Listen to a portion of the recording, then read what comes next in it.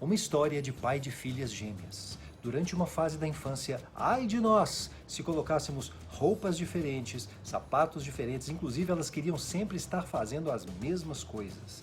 Aí eu me lembro de alguns olhares, de pessoas talvez nos julgando por ver aquelas menininhas todas vestidinhas iguais. Aí eu me lembro que quando a gente ainda não tinha as filhas gêmeas, só tínhamos os dois primeiros, pensávamos, quando víamos aqueles bebezinhos, todos vestidos da mesma forma, ou crianças vestidas da mesma forma, ou comendo pratinho exatamente igualzinho, pensávamos, esses pais não respeitam a individualidade das crianças, colocam até as mesmas roupas neles. Pois é, agora era minha vez de ser julgado. O que aprendi com essa história? Julgar nunca mais. Cada família tem, acredita num projeto diferente. Inclusive nós aqui do Inglês em Família acreditamos no projeto de se falar inglês com as crianças desde muito cedo. Podemos ser julgados por isso? Sim. Mas temos convicção dos benefícios? Sim. Então, o que temos que fazer é tolerar. Eu coloquei aqui esse tema por causa da pergunta que a Niala, que também é daqui de Belo Horizonte, nos fez no YouTube. Olha aí a pergunta da Niala. Claro que colocamos aqui alguma pergunta com a devida autorização. Então, muito obrigado, Niala. Inclusive, sua pergunta é excelente, ela traz dois temas muito ricos.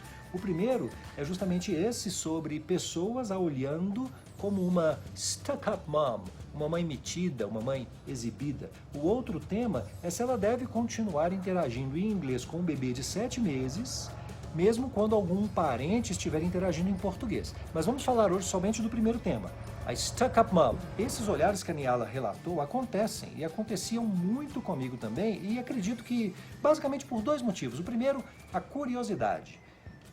Estamos no Brasil, num lugar público, e escutamos um adulto falando um idioma estrangeiro com uma criança. Então as pessoas realmente ficam curiosas. Nossa, aquele bebezinho está entendendo tudo que ele está falando. Olha, o bebezinho está até respondendo. Isso realmente gera curiosidade, é o primeiro motivo.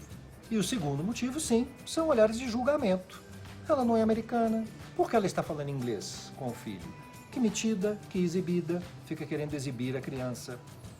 Quando meus meninos eram crianças, eu tentava minimizar esses olhares através de um cumprimento. Sabe quando os olhares se cruzam e você cumprimenta? Oi, tudo bem?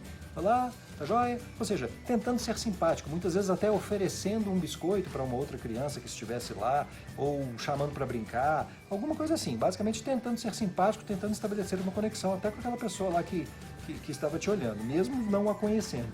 A parte em que não conseguimos atuar é o que os outros pensam. O mundo nos julga o tempo todo. Claro que eu acho sempre importante escutar feedback, pensar sobre os nossos comportamentos, tentar melhorar em alguma coisa, porque estamos sempre aprendendo. Como pais, como mães, como profissionais, eu acho que se estivermos com a cabeça aberta, estamos sempre aprendendo. Mas quando temos a convicção de algo, eu acho que nós temos que seguir em frente, é tolerar alguns olhares e simplesmente seguir em frente. Por quê? Já refletimos sobre isso, temos convicção, sabemos o que estamos fazendo. Então é uma questão de progredir somente. Responda aqui a nossa enquete. Você já notou olhares de curiosidade ou de julgamento enquanto falava com a sua criança em público? E se isso aconteceu, qual foi a sua reação? Como foi sua experiência? Sua experiência pode ajudar aqui a outros pais que nos acompanham, ok? So, have a great time with your children, with your family, in public or not, and take care.